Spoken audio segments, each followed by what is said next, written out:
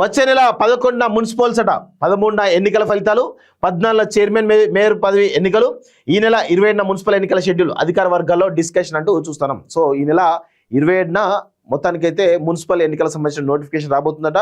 13వ తారీఖు ఎన్నికల ఫలితాలట. సో ఎంత చూద్దాం ఒకసారి. 11వ తారీఖేమో పోలింగ్. సో ఒకసారి చూద్దాం, ఒకసారి మనం దాన్ని క్లియర్గా చదివేటువంటి ప్రయత్నం చేద్దాం. సో ఆల్రెడీ దిశలో చాలా మంచి ఇన్ఫర్మేషన్ రావడం జరిగింది. 27వ తారీఖు నోటిఫికేషన్, తర్వాత 11వ తారీఖు పోలింగ్, 13వ తారీఖు రిజల్ట్, తర్వాత 14వ తారీఖు ఈ మేయర్ చైర్మన్ ఎంపిక.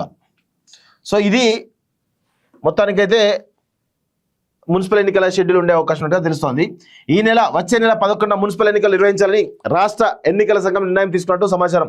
ఇందుకోసం ఈ నెల 27న ఎన్నికల షెడ్యూల్ విడుదల చేసేందుకు కసరత్తు చేసినట్టు తెలిసింది. 13న ఎన్నికల ఫలితాలు ప్రకటించేందుకు సైతం ప్లాన్ చేస్తున్నట్టు అధికార వర్గాల్లో చర్చ నడుస్తున్నది. శివరాత్రి వచ్చే నెల 15వ తేదీలోపు మున్సిపల్ ఎన్నికల ప్రక్రియ పూర్తి చేయాలని ఈసీ టార్గెట్ పెట్టుకున్నట్టు చూస్తా ఉన్నాం. ఒకసారి దీని గురించి క్లియర్గా మనం చదువుదాం. సో 116 మున్సిపాలిటీలు, 7 మున్సిపల్ కార్పొరేషన్ ఎన్నికల వరకు రాష్ట్ర ఎన్నికల సంఘం కసరత్తు పూర్తి చేసింది.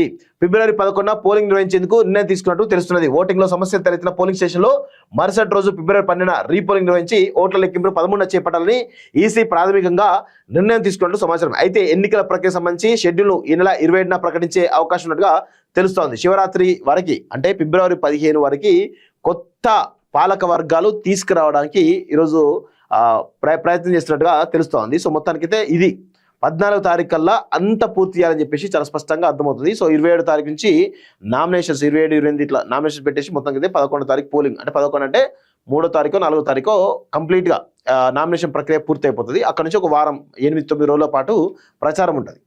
తర్వాత 11వ తారీఖు పోలింగ్, ఇట్లా మొత్తానికైతే షెడ్యూల్ ప్రిపేర్ చేసినట్టుగా చాలా స్పష్టంగా తెలుస్తూ ఉంది.